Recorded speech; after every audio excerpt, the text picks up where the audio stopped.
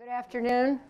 Let's wait until a few more folks join us. It's a packed audience, and I'm sure we have people listening from afar because we stream this. It's also being covered to reach a broader audience, and it should be.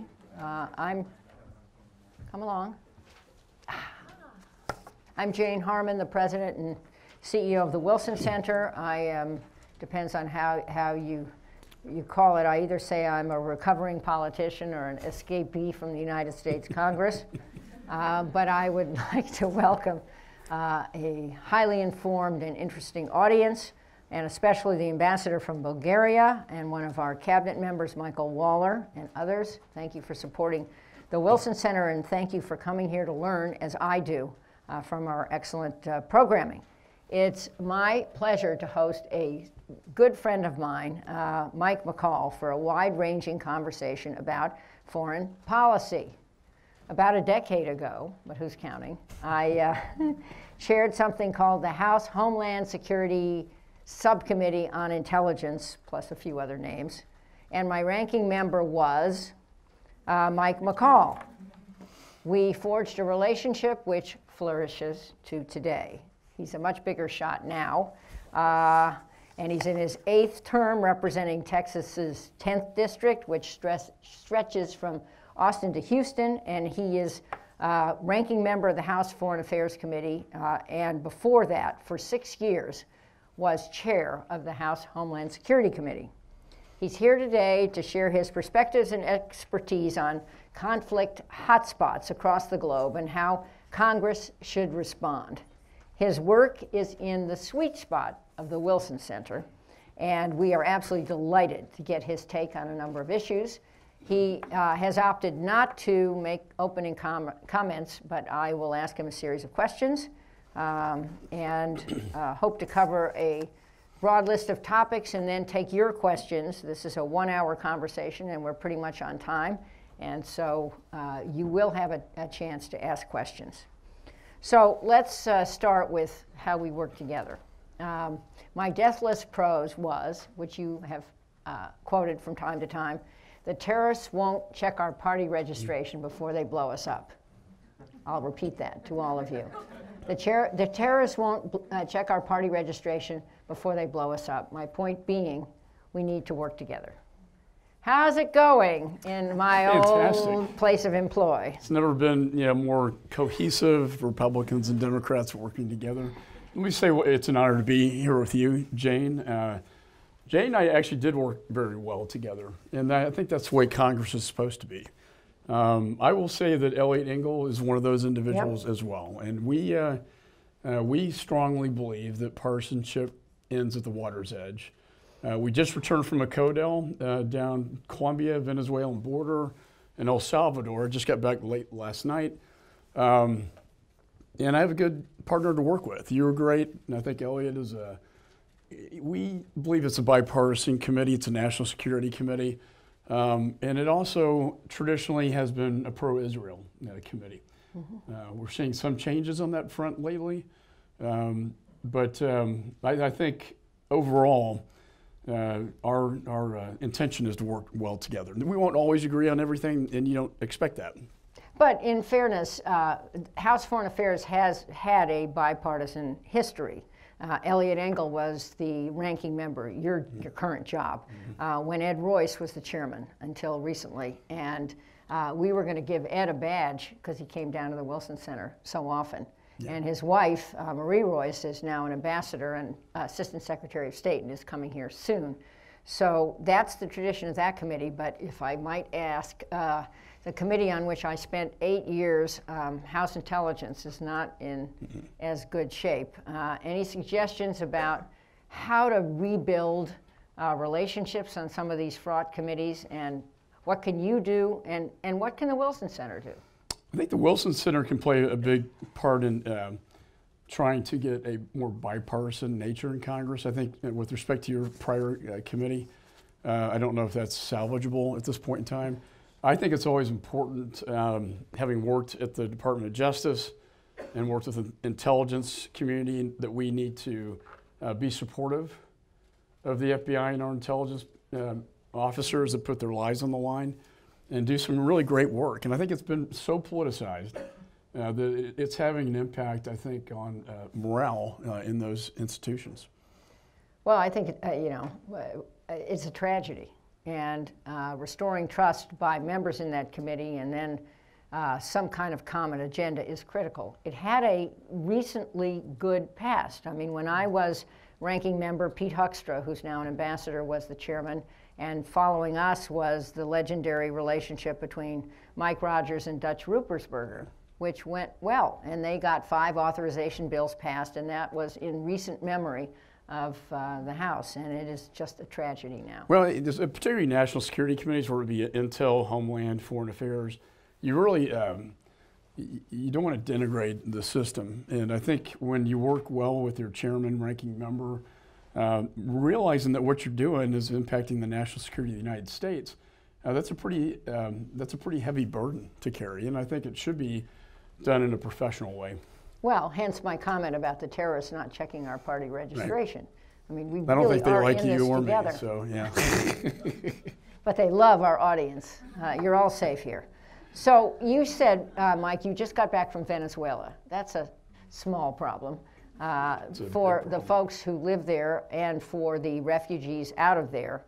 And I think everyone is quite well informed on the on the tensions in Venezuela. What's the danger that if this is not resolved, a civil war, a serious civil war erupts, plus a proxy war, which is now beginning to happen between the United States and Russia, erupts, and the whole area becomes something like, let's pick Syria or Yemen for a really bad story? Yeah, and I think it's the biggest humanitarian and refugee crisis in the Western Hemisphere. And I saw it firsthand watching 50,000 refugees per day come out of Venezuela. I was in Cucuta, and they go into Colombia. These are, women, children, babies. As just a human being, it was one of the most awful things I think I've seen in my lifetime.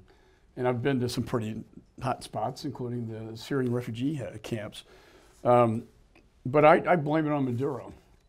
I think he is, his predecessor Chavez, this dictator has destroyed his country, which 20 years ago, Jane, was one of the most prosperous nations in Latin America, and now it's becoming one of the biggest crises. I do worry about, that you have the Chinese in there, the Cuban, security forces are there, threatening the military every day and their families to stay with Maduro, because they have a vested interest with the oil that's given to Cuba. But what is most frightening is what you point out, and the fact that the Russians are in there. It almost rivals when we, the Cuban Missile Crisis. When you have Russian military assets now being put into Venezuela to back up Maduro, one can only imagine a doomsday scenario where they would say, let us build a military port in Caracas and we'll keep you in power.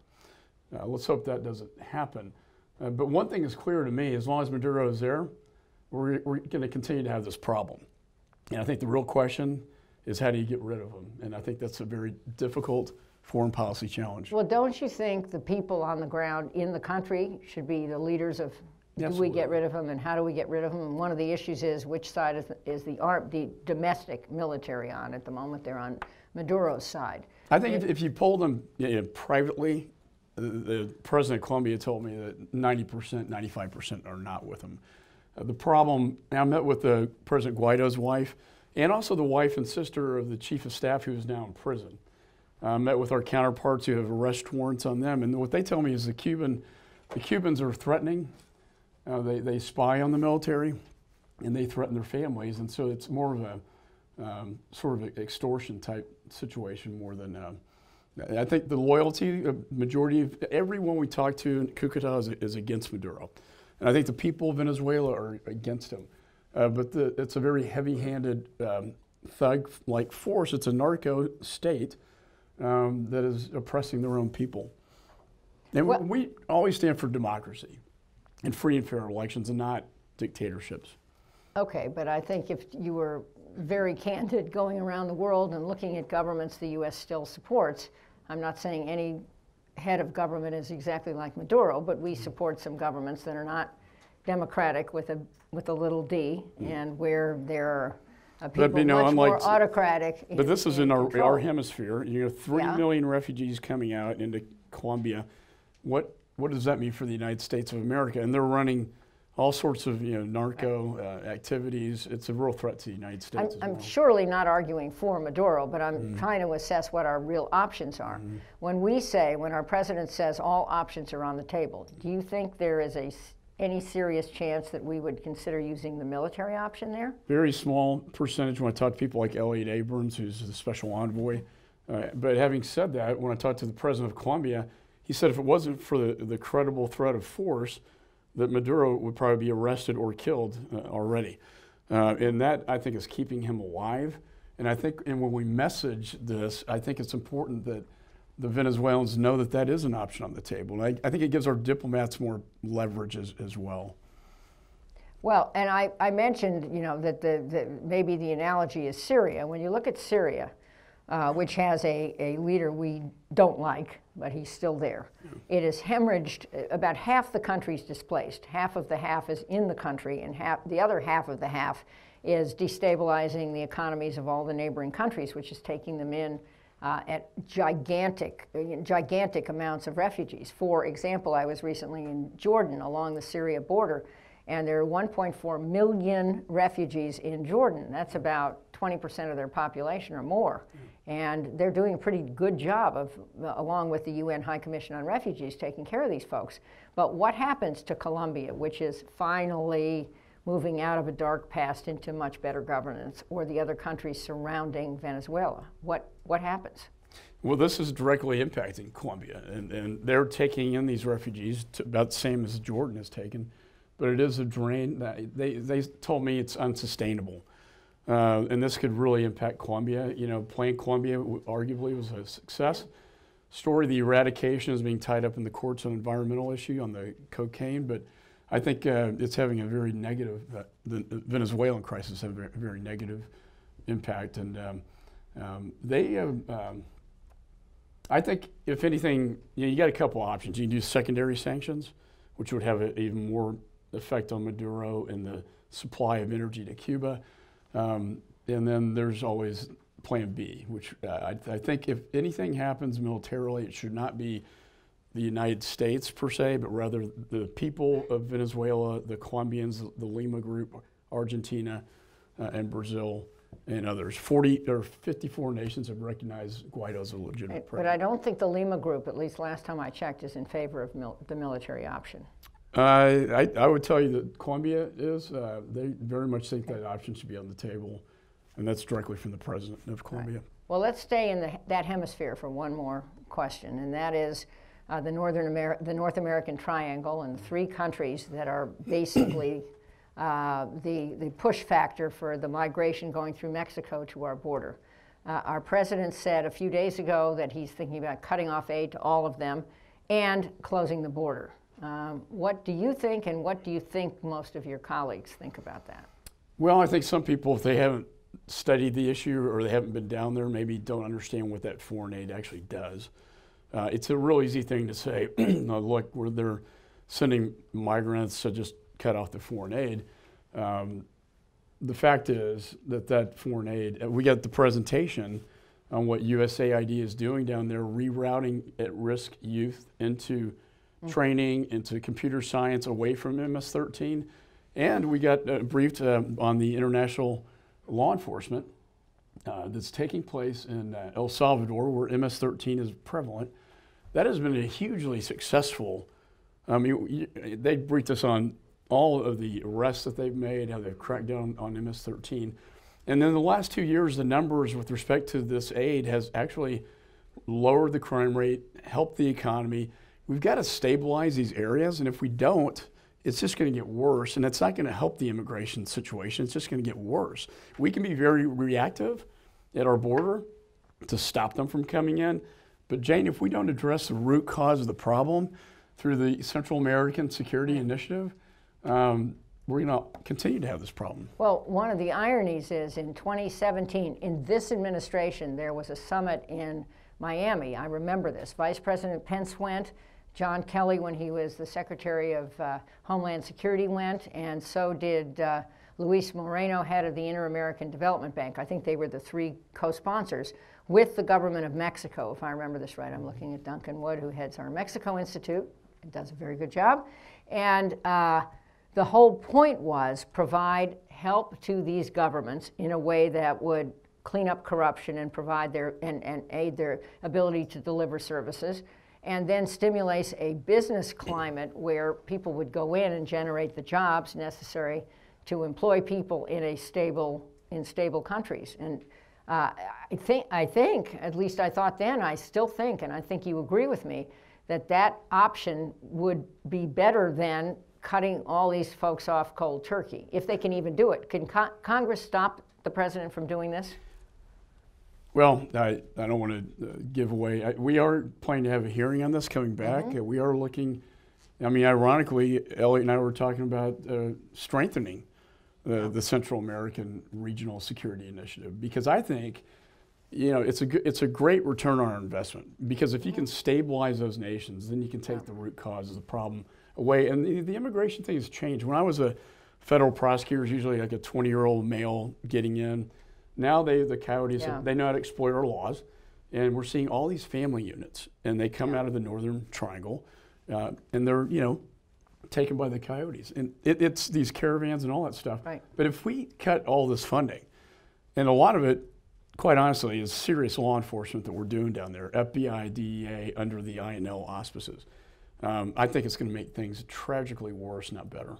Well, and I don't want to be misheard. I'm not saying that there will be no problem, even if you do that. MS-13 is still a big problem. Mexico has a lot to do on its southern border and a lot to do on its northern border, and the coyotes ought to be prosecuted. And we ought to do comprehensive immigration reform. I assume you agree with all that, too. We tried. I know, but we need to try harder, and we need to get something to happen. Interestingly, Senator John Cornyn will be here tomorrow talking about a whole series of things he's been thinking about in this area, and I think it's great. Absolutely. I think it's going to take some big thinking by people who really want to make this a priority in Congress. But, you know, just think about it. It's a State Department that funds INL that basically is responsible for all this international, you know, law enforcement response to MS-13 and other threats. Mm-hmm. If we cut, I don't think they thought it through, Jane. If we cut all foreign aid, that goes away. I mean, and tell me how that makes us, you know, protects us. I think it's more of a threat if we take that piece out. Well, as we say around here, I'm in violent agreement. We had Senator Ron Johnson here last week from Wisconsin saying people misunderstand what foreign aid is and what it does, and that it's less than 1% of the federal budget. Some people think it's 50%. It's not, and it's a hugely important investment on behalf of our country. This is $700 million. It sounds like a lot, but when we look at the total package, I think it's a worthwhile investment. So let's cover a few more of the hot spots, because I want to show off how smart you are.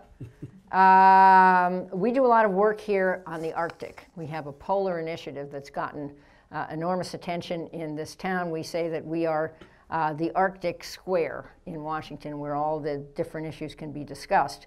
One of the new issues is that China has said that its Belton Road initiative extends to building infrastructure and icebreakers and other assets in what could become the new shipping channel between Asia and Europe, because the polar ice cap has melted sufficiently to create a new ocean, and it's a much shorter route than going through the Panama Canal. So, what are your committee's thoughts about China's Belton Road initiative extending to the border of the United States, literally? Well, the last threat briefing I had when I was chairman of Homeland, I had the FBI Foreign Counterintelligence, and they told me, and I think this says it all, they said, we're shifting now from radical Islamist terrorism, which is still a threat, but we're shifting that to China, which indicates to me that China is the #1 threat. Russia is a threat, but China, through the One Belt, One Road, what we're seeing is, and even when I was in El Salvador just yesterday,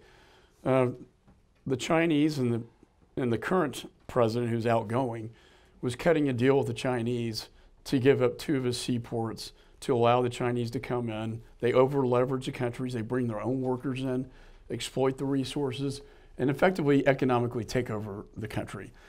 They were going to bring their 5G in. That's the telecommunications. Yeah. When China brings its 5G in, they own those countries. So what are they doing? It's a playbook that the ambassador gave me. And they're very, it's kind of like when Hitler wrote Mein Kampf. If people had read that, he did everything he said he was going to do in that book. Well, the Chinese have written their manifesto as well, and it basically lays out exactly what they're doing. And they're in, they're in Africa. These African nations really don't have much of an alternative, and they say we're going to come in and invest. They over-leverage them. They've taken over the Sri Lanka port. They're building a military base right next to ours in Djibouti. They are hugely aggressive with this. Well, they're in Europe too, but they would argue that this isn't about world domination from their perspective. This is just about economic commerce, and they have a right to trade just the way we trade around the world. Right, but when they over-leverage the country and they take over their seaports, I think it's global domination, and I think they see it that way as well. Well, but these countries also don't have to sign the deals, do they? They don't, and so I had dinner with 8 African ambassadors. I said, why are you doing business with China? You know they're going to exploit you. And they said, yeah, we know that, but you're not there. And so my takeaway, I introduced the championing U.S. businesses through diplomacy, which really requires the economic officers to train and report on what are you doing to further the interest of the American interest in business. If you look at the mission statement of the Foreign Consular Service, that is in their basic mission statement, to further American business interest. Well, let's just take that comment. We're not there. Yeah. Why are we not there? And does it make sense to do massive cuts to the State Department budget, which are proposed by the administration now? Look, in Africa it's a hot spot. You talk about terrorism. As the caliphate's falling, and it's just about gone, Northern Africa and the Sahel is really where the hot activity is going to be. And the military will tell you that. And so I introduced, along with Elliot Engel and Lindsey Graham on the Senate side and Senator Kuhn, the Global Fragility Act, which puts USAID, Department of Defense, and State Department, a real novel concept, right? Actually working together to deal with this extremism issue and stabilize these nations, just like Central America, so that down the road, we've done a pretty good job defending the nation. I'd say 95% of the plots or attacks we stopped. Pretty good offensively. We've gone in and done what we've done to get rid of Al-Qaeda and ISIS. We've done a really poor job on prevention. And I think this piece goes to the prevention piece, just like it should go to Northern Triangle and Venezuela. Well, let's understand, and I know you do, but the caliphate is the territory that ISIS held, a lot of it in Syria, that it declared was, the new state. We have deprived ISIS of territory, but we haven't defeated the idea of ISIS. I think that's what you're talking about. Is that right? Yeah, I think we've destroyed the governing space, and now they're embedding still in Iraq and Syria, maybe to rise another day, certainly in Libya. And I think we're seeing a lot more increased activity in what's called the Sahel middle portion of Africa. And I think that's where you're going to see, if we don't do something, we're going to see more radicalization, more extremism, and yes, more terror. So do something means what? Well, I think the Global Fragility Act. I mean, I think this... Which is bipartisan. I was listening up when you said Elliot Engel is a Democrat, you're a Republican, Chris Coons is a Democrat, and Lindsey's a Republican. Good for you. And it was taken, the Institute of Peace had task force recommendations that we turned that document into a bill. And I think as Lindsey Graham said, he's going to really like this bill and this report the most. He said the Department of Defense. Because if we fail on the prevention side, then you have no alternative but to put the military in. It's always the last option. You want the diplomats to be able, when they fail, the military goes in. You want the diplomats to succeed at their job. And stabilization of these, these countries, if there is no governance, if you don't have any stability, then that is when they go in and take over these countries. So let's turn to a few other things. Turkey just had an election, and Erdogan's party suffered major defeats in the cities. Ukraine just had an election, and now there's going to be a runoff for president of the country. How do those elections affect us? Well, I think it's interesting to see the elections and the support of Erdogan waning.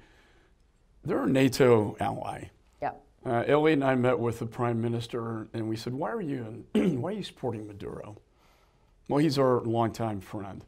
Why are you buying the Russian, the S-400? S-400. Yeah. Why aren't you buying the American Patriot missile? Rather, you're buying the Russian. You're a NATO ally that was built to protect us from Russia in the Cold War. I think I see them going down a path under Erdogan that's kind of like going back to the Ottoman Empire, and he's this this dictator that they're starting to do things that are not in our best interest. Well, he just lost a lot of his power in the cities. I think he doesn't have a majority. His party doesn't in several cities, including the capital, Ankara. Yeah. So what will that mean, or what do you think that will mean, and will it change his attitude toward us and his attitude toward the other NATO countries? I've met with him. He's a very, there's no lack of confidence or ego there, and he'll try to remain in power as long as he can. But I think it's shown that his support is actually waning. The other thing, I disagree with the president when he's going to pull all the troops out of Syria, because the Turks see the Kurds that we fought with to defeat ISIS as their sworn enemy. They call them terrorists, and the first thing that was going to happen was that Turkey's going to come in and slaughter the Kurds, and then all the 2,000 jihadists we have in prisons that the YDF have in these prisons would be opened. And so I'm glad that Lindsey Graham at the Munich Security Conference was able to make the argument and have the president change his position. Which is, and he has changed it. Mm-hmm. We'll keep a smaller force, but we will keep a force that could increase depending on results. But let's just stay, I was talking about NATO. Ukraine is not a NATO member, but Ukraine is certainly right on NATO's border. The Secretary General of NATO comes Wednesday to address a joint session of Congress. He was invited on a bipartisan basis by Mitch McConnell and Nancy Pelosi. There's been some question about whether the administration supports fully Article 5 of NATO, which is the common defense provision. NATO, you would know this, Mike, right after 9/11 invoked Article 5 to help us, even though we hadn't even requested the help. So what do you think about NATO, and do you think this visit will, what will be the significance of this visit? Well, I think it's very significant because NATO is our obviously strongest alliance in Europe. Yeah, do they have to pay their fair share? Of course.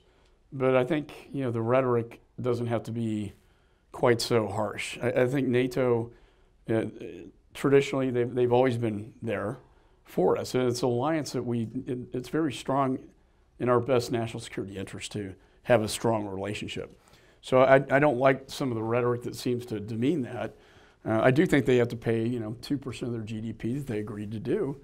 But NATO is, you get into cybersecurity too when Estonia was taken over by Russia. Should that have invoked Article 5? I look at Ukraine, you mentioned earlier, and it's the biggest playground for the Russians in terms of cybersecurity, throwing all these weapons in and testing them in Ukraine to see how effective they are, while at the same time a kinetic war on their eastern side with Crimea, and they're building this land bridge that will literally cut off the Ukrainian port. It's very aggressive. I met with the Prime Minister not too long ago, and the feeling is it's a lot of anxiety when Russia's your neighbor and they're being so aggressive to that country. So let's talk about Russia and its disinformation campaigns, which have been used, as you said, in Ukraine, certainly in major parts of Europe, also in Georgia and here. Mm-hmm. This might bridge your last gig as chairman of House Homeland. Are we doing enough to prevent Russia's disinformation campaigns from skewing the results in our 2020 elections? And if we're not, what should we be doing?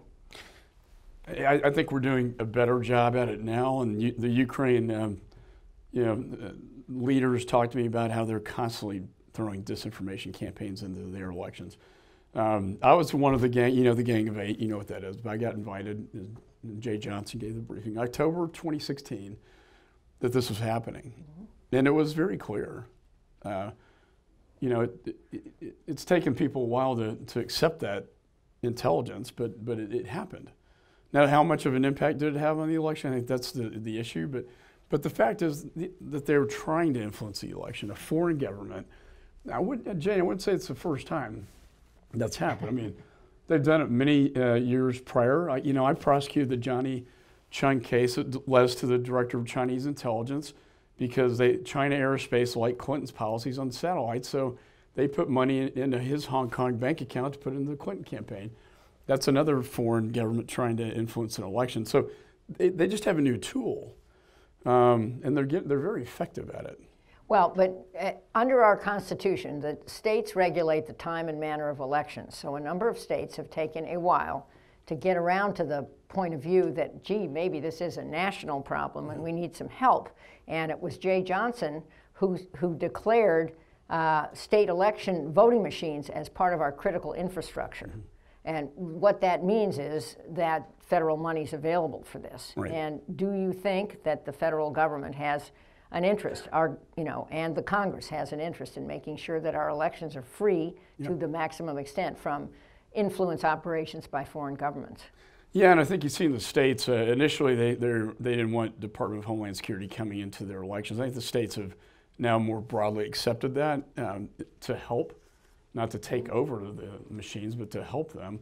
Yeah. And Congress reauthorized, I believe, $300 million in grants to states to assist them in their elections. But you get into whether it's radicalization over the internet that Junaid Hussain, perfected to this kind of stuff, and you get into social media, and that's where I think our Facebooks of the world out there have a responsibility. Well, I think the private sector, the tech sector, is waking up to this, mm-hmm. and there is a lot of government pressure on the tech sector. And certainly my hope would be that the people who vote in our 2020 election are Americans, mm-hmm. registered voters, and the information on which they base their information and the information on which they base their vote is accurate. Now, I think the private sector has a huge role to play in this. As I mentioned, Junaid was saying, we were looking at foreign fighters, and then it shifted to, oh my God, they're using the internet very astutely to radicalize people all over the world, and it was a whole new phase of the terrorism, events. And I sat down with the tech companies. This is probably 5-6 years ago. There was a bit of a reluctance for them to get into this game, but I will say they have come around to taking off the sermons of al-Awlaki, for instance, which every one of these terror events, they're looking at al-Awlaki sermons to bin Laden stuff. So now they've got algorithms in place. They have a queen of terrorism, so to speak, that makes decisions about what do they take down and what do they not. But those efforts, the sort of 12,000 people at Facebook or whatever are working on this, have been criticized too. I mean, there's a free speech issue, but also there's a capacity issue. Is that enough? Will there be a way to screen out, or at least to use transparency so that people using social media know where the information came from? Right, and I think that's where the algorithms really come into play. Well, last question for me, get ready folks, is on North Korea. I think the good news is, there is some good news, that the president focused on North Korea from day one. And I think that was an important thing to do. I think other good news is that the rhetoric on both sides has subsided. There have been a couple of face-to-face meetings. Mm-hmm. However, the bad news is, so far as I know, there's no progress on denuclearization, which is our stated goal. And in fact, the intelligence that's been in the public press has shown that North Korea is continuing to advance its capability. So now what? It's a huge challenge. I mean, we've had 3 prior administrations trying to negotiate this. True. And every time we make concessions, and now we're at the point today where they do have intercontinental ballistic missile capability, and they have them. We believe they probably have miniaturized the nuclear warhead, which they could attach. Their accuracy is not all that great, but they could hit the continental United States now. So to not engage would be highly irresponsible. So I commend the administration for engaging and having conversations. Are they going to be able to talk them, in a week of, fully denuclearization? I don't think so. And then there's also a question of what that definition means. It's kind of different to Kim Jong-un as to what it is from our point of view. So they have to agree on that definition. They have stopped launching missiles. Yep. They did bring some remains home, and those are two positive things. I think when they had the meeting in Hanoi, and the North Koreans only divulged probably half of their nuclear sites, that was not in good faith. And I think the decision to walk away was a good one. I think when Reagan walked away from the Soviets, it was smart, and we ended the Cold War eventually. And I think, it's not just to get a deal. If it's a bad deal, you have to know when to walk away. I do know that President Moon's going to be meeting with the president, I think, fairly in the next couple of weeks. Yeah. And I just, again, this is not, the Kim dynasty, their whole power is on having this nuclear. Well, you could say that that's their insurance policy. It is. They're for survival. They've been in power for 70 years, and having nuclear weapons makes it very hard for them to be It's extremely dislodged, hard to give up which again is a local decision. We're not talking about our doing it, and I don't think that's our policy. But at any rate, it's very hard. And Kim Jong-un looks at what happened in Libya, where Muammar Gaddafi gave up his purchased nuclear weapon, en route from Pakistan, and then was murdered by his own people in the streets. And he also may look at what we did with the Iran deal, whether you were for it or against. We had a deal with Iran, and then the administration decided to cancel the deal. So, there's a lot going on that influences this. I don't think anyone disagrees that finding a path forward that would be productive and prevent North Korea from using nuclear weapons on its neighbors or us would be a good idea. And that's why this maximum pressure campaign, I think, is the right strategy. The problem is enforcement, because the Chinese and Russians are violating it. And that's a whole... Oh, you're talking about the sanctions, yeah. Yeah, the sanctions, and putting maximum pressure, because if we can put the maximum pressure, you get them to a point where, okay, and this is the only way it's going to work, is that I'll give up my weapons, but I need economic assistance. And, I want to be a vibrant economy, not one of the worst economies in the world. And his people are really hurting. And the human rights abuses are just... But, question, will he really give up his weapons? Because won't that possibly mean, if his people are part of integrated into the world economy and see what their options are, will his regime survive? So it's a question. I think that's right. Okay, questions, audience, smart, good questions. Identify yourself and ask a question. Do not make a speech. Right here in the middle.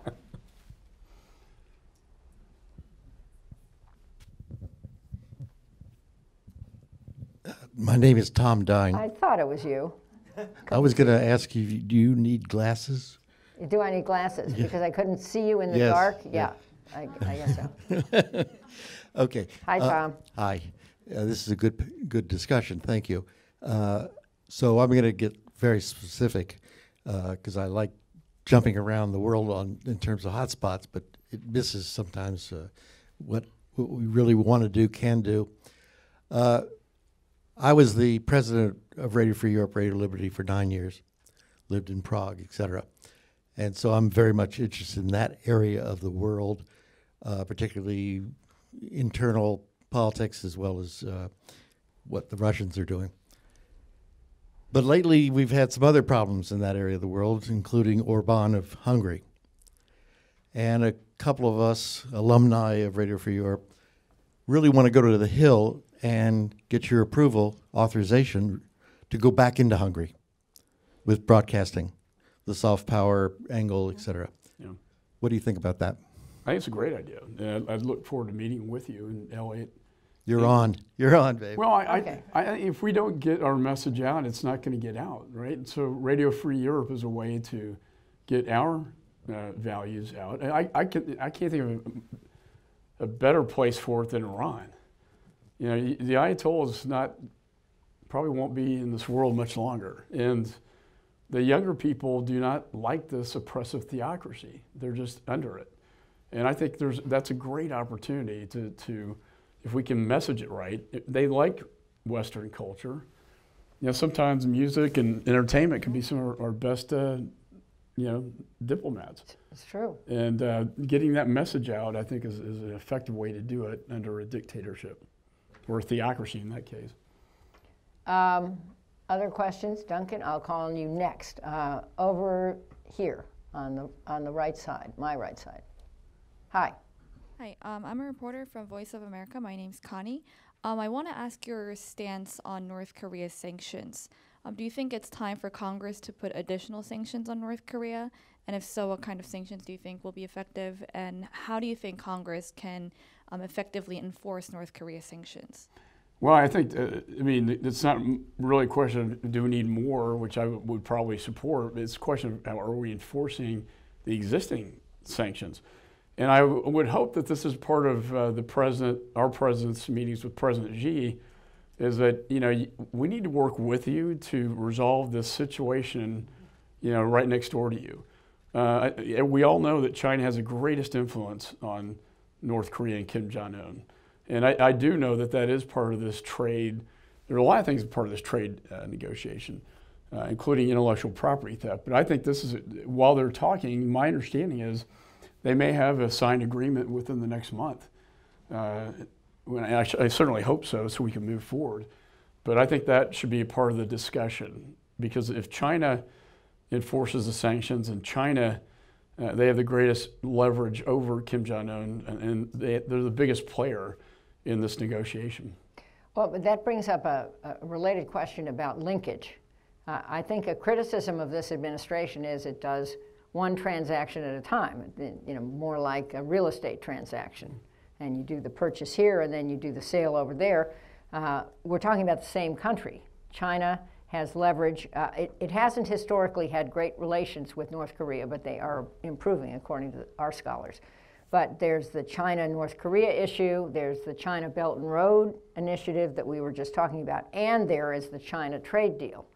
And should we be linking, or should those who are negotiating the trade deal be linking it with the other issues more than they do? I do. And I think the intellectual property theft should be a part of that as well. They steal trillions of dollars out of our economy. They're in our universities and our research and development, particularly medical. There are a lot of ongoing FBI investigations right now. They have the 1,000 Talents program. And remember, they stole 20 million security clearances, including yours and mine, which I wasn't happy about. But then, it seemed like there were no consequences to that behavior. I will say the Justice Department has now indicted probably 10 Chinese nationals for espionage, which I think that is a positive. And the Trump administration is focusing attention on that issue, and they should be commended for doing it. My hope is, though, that the resolution of all these different China-related issues will advantage us in all the areas, and we won't just leave a couple outside the deal. I think I think all these issues should be part of a deal, and if not, part of an ongoing conversation. But if we can reduce our trade deficit, that's a huge deal, and it will help the economy as well. Director of our Mexico Institute, Duncan Wood. Thank you, Jane. Good afternoon, Congressman. I'd like to hear your opinion as a congressman representing Texas and your role on the Foreign Affairs Committee about the president's threats to close the border. I'm deeply concerned about not just the impact on sort of the U.S. and Mexican economies, but also on the willingness that Mexico has shown, even in the last week, to work with the United States on stemming Central American migration. And secondly, what the potential impact it might have in the Mexican Congress as they're looking to ratify the USMCA agreement. Mm-hmm. So I went down to President Obrador's inauguration. I've chaired the U.S.-Mexico IPG for 10 years, and I've been very involved in it. They're my neighbor to the south. I don't view them as an enemy. They're our largest trading partner, Texas. So I think if you seal the border, you're going to cut off significant trade, and it'll have a significant impact on the economy. And I think the president made that statement out of frustration. I think he's very frustrated that we have 100,000 per month now trying to get into the country. And that's probably why he's threatening to cut the foreign aid off as well. And he's in a very, we tried to change some of these laws, but we were unable to do that. And so I think he's doing a lot of this out of frustration. I don't think he's going to actually completely shut off the border. It would have a significant impact on our economies. And I forgot what was the second part? USMCA. Oh, yeah. So I'm a big proponent. We had a meeting with the president last week. There are 20 of us that have been sort of on the whip team to try to get this through. We can't afford not to do this. It has a very positive impact on our economy. I think that some of the abuses were remedied, and I think it was modernized, and the energy changes and digital changes, I think, modernized the NAFTA USMCA agreement. So I think that the other side of the aisle has some issues with respect to labor unions, and probably more so on the 10-year patent obligations with the pharmaceutical companies. But those are two of the sticking points.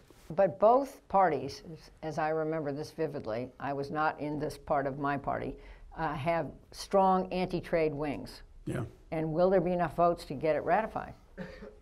I think you're going to see the votes on my side of the aisle.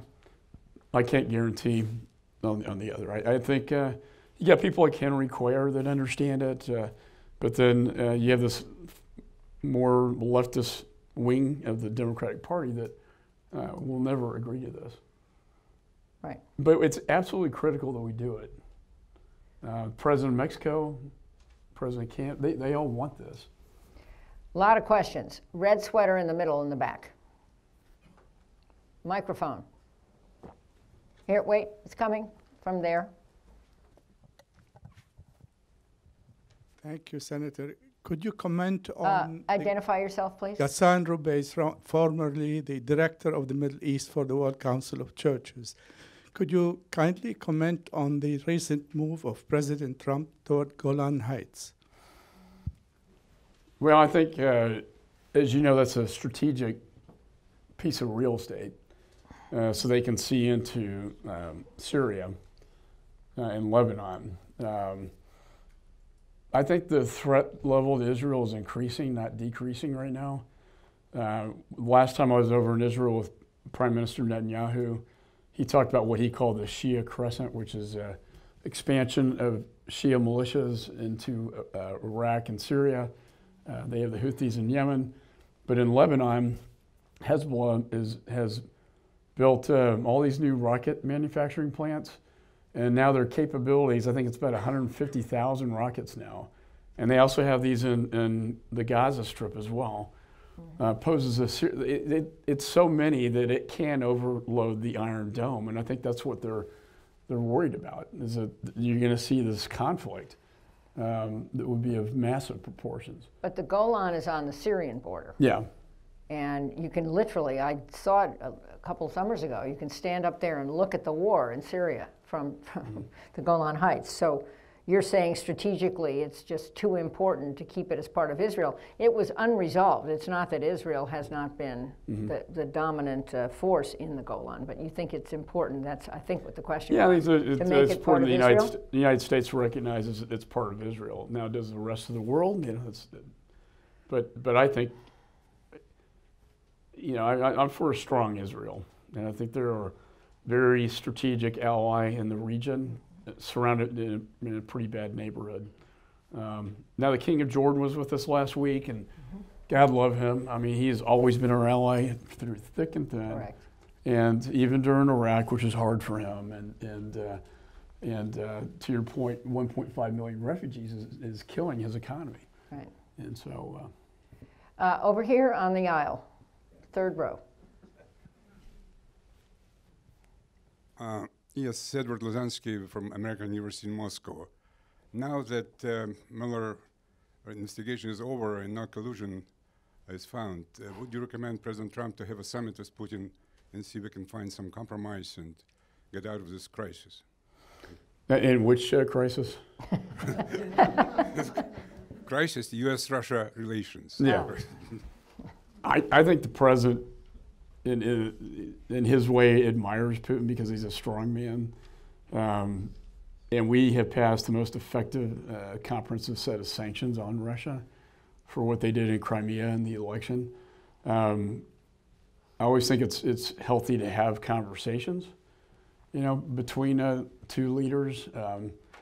But the Russians have gotten, very aggressive. I think Putin's whole mindset is to be one of these great leaders like Stalin or, one of the great czars of the past. And he's trying to regain the glory of the old Soviet Empire. And that's why he's a threat to Ukraine and some of these Baltic nations. They went into Syria because they want the ports into the Mediterranean. And now they're putting military assets in Caracas in Venezuela. So I see a very aggressive Russia that I do think is a bit of a threat. My wife used to track Soviet submarines, and that's why I asked her out to go on a date. I said, I've never dated somebody that tracked Soviet submarines, But when that ended, the subs actually they left. But guess what? They're back off the coast of the United States. So I think this Russian aggression is a serious threat to our security interests. Should they talk? Yeah, I think they should. Having a conversation is always a good idea. But once KGB, always. I don't think. I know you're from Moscow, so please don't take this the wrong way. But I don't think he has our best interest in mind. This side. Okay, woman in blue shirt. Yes. Thanks very much. My name is Lynn Weil, and I think that Tom Dine and our colleague from the Voice of America will like this. The agency that oversees VOA, RFERL, and other broadcasters, as well as other media, is the U.S. Agency for Global Media. It's part of the public diplomacy architecture of the United States. It's a large part of our foreign policy. I don't necessarily need to inform you of this, Mr. McCaul, because when you were new, you actually had people from the then BBG come up and brief you, and I was with that agency back then.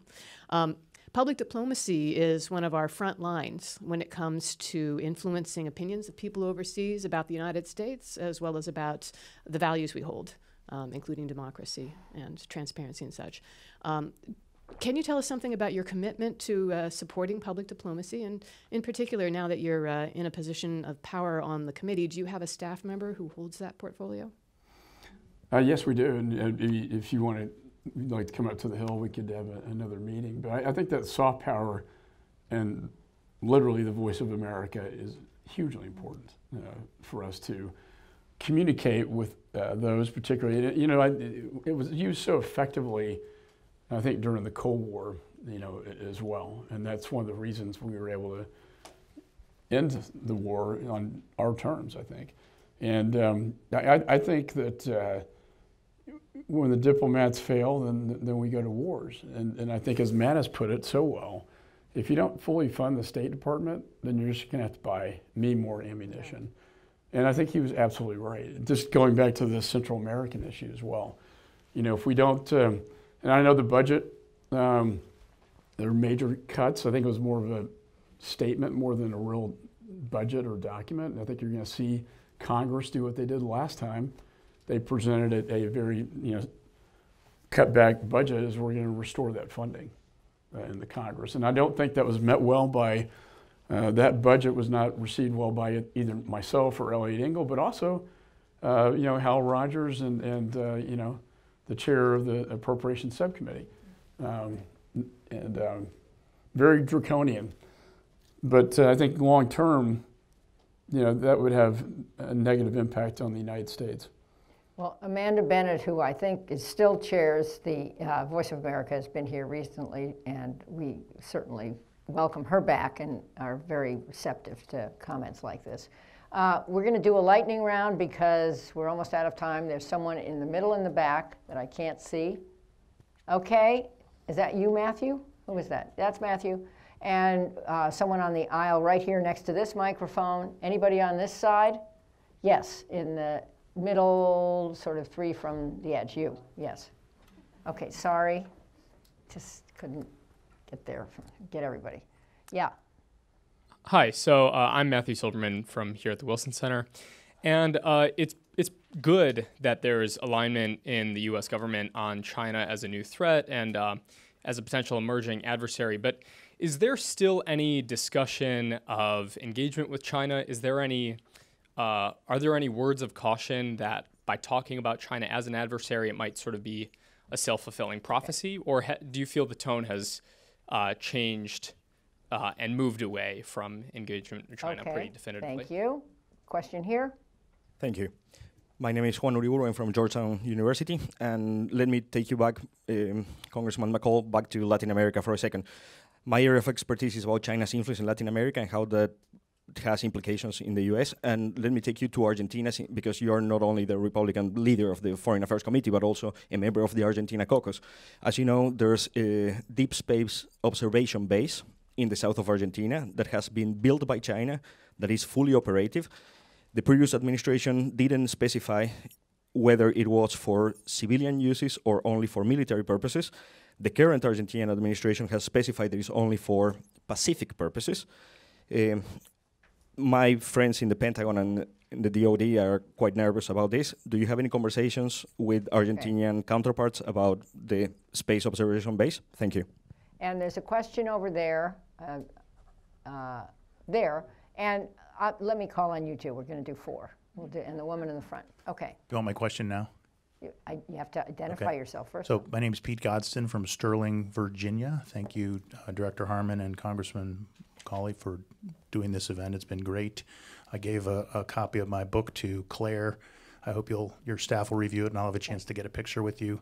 Okay, question. Ukraine. The question is, at risk of sowing partisan discord about POWs. So I was in Iraq when we were hot and heavy looking for Captain Spiker. So I know that finding POWs is a top priority for the country. I just wondered today, recently, given that the Veterans Administration thinks there are still over 1,000 POWs alive and in captivity, what we're doing to find them and get them home. Thank you. And final question in front, right here. Here comes a mic. Hi, my name is Lamia Rizgi. I'm with Al Jazeera.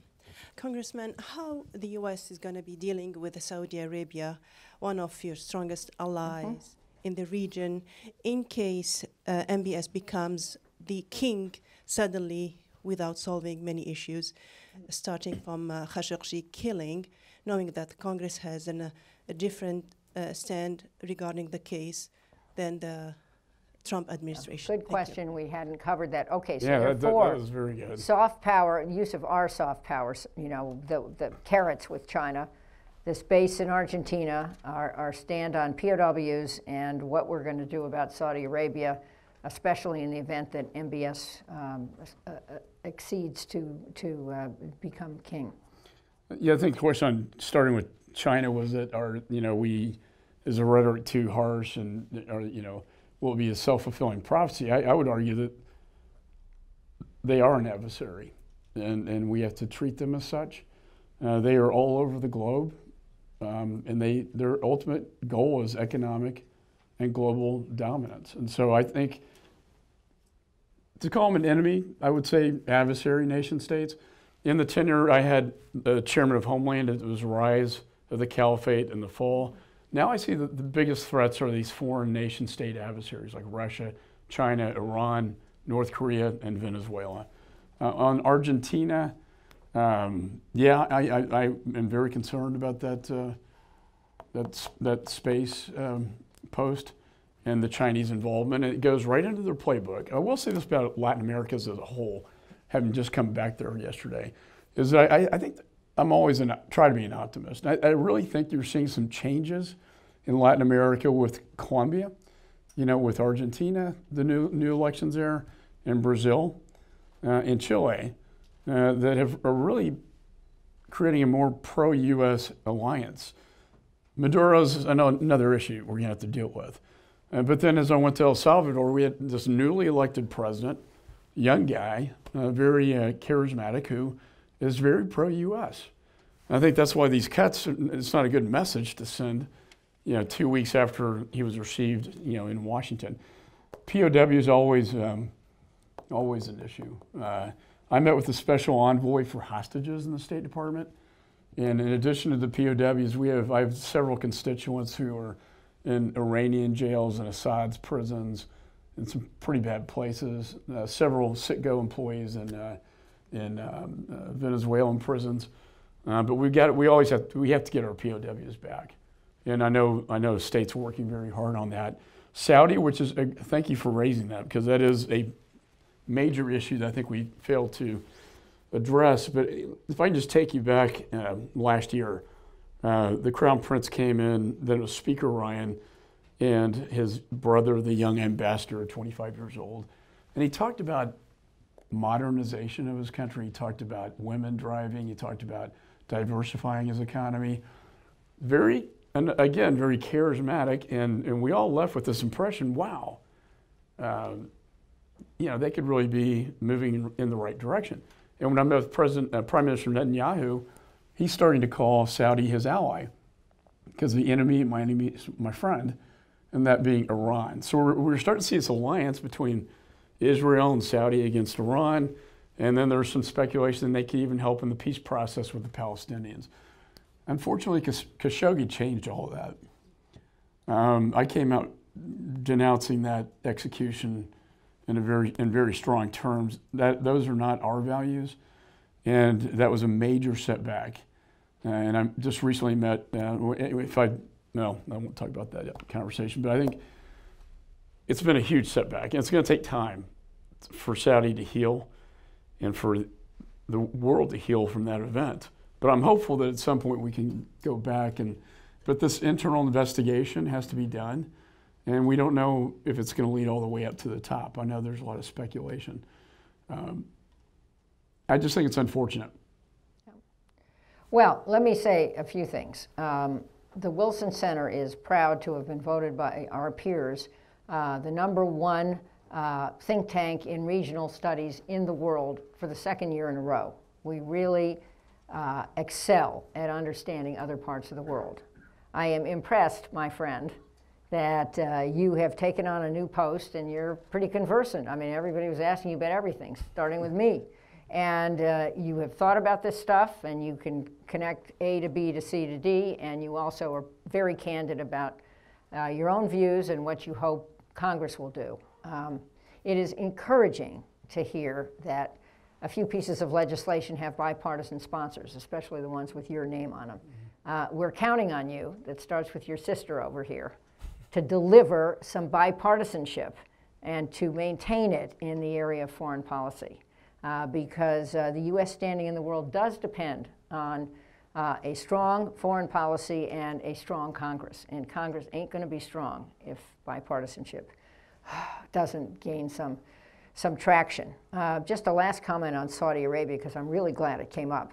Khashoggi was supposed to come here as a scholar. There are people here who knew him well. I am not one of those people. But there certainly needs to be more investigation. David Ignatius, who comes here often, wrote a very good, long editorial yesterday in the Washington Post about what we now know. He's asked a lot of people a lot of stuff. That doesn't mean we know everything. But I think it's very important for our country to hang in there and make sure that we do understand, and that if there is more responsibility on the part of some people, that they are made responsible for what happened. It was atrocious and a violation of all the core values we hold. So on that note, please come back, please succeed, and remember that you've got a lot of wind beneath your sails. The Wilson Center really wants you to succeed. Well, Jane has been, I have so much admiration. I think a lot of us that are still in the Congress had such a strong relationship with her that oftentimes I can almost hear her voice in my head, which can be a little scary at times. But really a voice of, like, what would Jane do? I hear, she's her advice over the years and her leadership, and it's so great you're working at the Wilson Center. So thank you so much for having me. You are welcome. Thank you all.